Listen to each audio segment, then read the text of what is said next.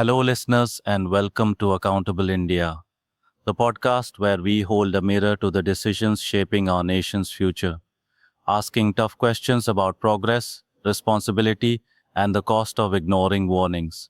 I'm your host, Dr. Rakesh Varma, and today we are diving into a tragedy that struck the heart of Uttarkashi, Uttarakhand, a disaster that was not just a force of nature but a consequence of choices made despite protests and scientific warnings. On August 5, 2025, a cloudburst unleashed flash floods and landslides in Darali village, nestled in the Harsal Valley along the Gangotri Harsal Highway. Homes, hotels, and livelihoods were washed away in minutes. At least 5 lives have been lost, dozens remain missing, and the village is unrecognizable. Many believe this catastrophe was worsened by a controversial decision, the felling of over 6,500 ancient deodar trees for the highway's expansion, despite opposition from locals and ecologists. Today, I'll unpack what happened, why it matters, and what we must learn to prevent such tragedies. Let's get started. Let's set the scene. The Harsal Valley, with its towering deodar trees and the sacred Bhagirathi River, is one of the most breathtaking parts of Uttarakhand. It's home to Darali, a village that thrives on tourism, with homestays and hotels catering to pilgrims visiting Gangotri, one of Hinduism's holiest sites. But this week, that serene valley turned into a scene of chaos. A cloud burst over the Kir Ganga River's catchment area triggered a flash flood around 1:45 p.m. on August 5th.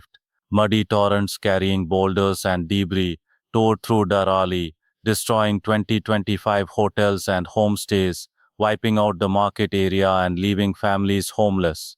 Rescue operations led by the Army, NDRF, SDRF, and ITBP are ongoing, with over 130 people evacuated, but blocked roads and relentless rain are making it tough. What's fueling the anger in the aftermath? The loss of those 6,500 deodar trees. For those unfamiliar, deods known as devdar or trees of the gods aren't just any trees. These Himalayan giants, some centuries old, are ecological anchors.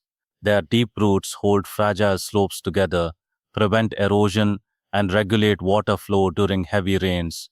When you cut them down, as was done for the Gangotri Harshil Highway expansion, you're rolling the dice with nature. Ecologists warned that this deforestation would destabilize the region, increasing the risk of landslides and floods. Locals protested, pleading to protect their sacred forests. Yet the trees came down, all in the name of development.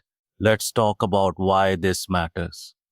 The Himalayas are a fragile ecosystem. Steep slopes, heavy monsoons, and loose soil make them prone to disasters. Deodars are nature's defense system. They slow down rainfall, reduce runoff, and keep the ground stable. Without them, a cloudburst like the one in Darali becomes a monster, carrying away everything in its path.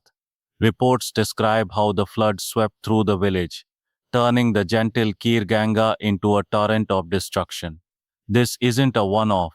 Uttarkashi has faced similar tragedies: 1978, 1991, 2013, and now 2025. Each time, deforestation and unchecked construction have been cited as culprits.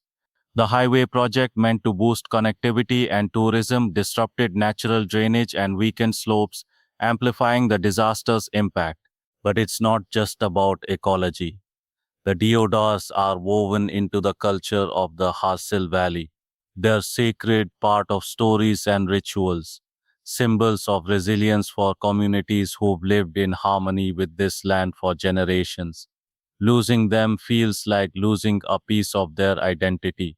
And now, with the Hali in ruins, the loss is twofold: cultural and economic.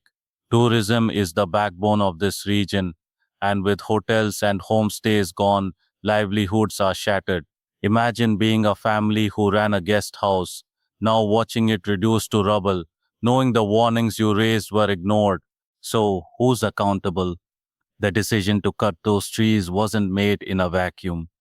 Authorities pushed the highway expansion to improve access to Gangotri, a key pilgrimage site that draws thousands annually.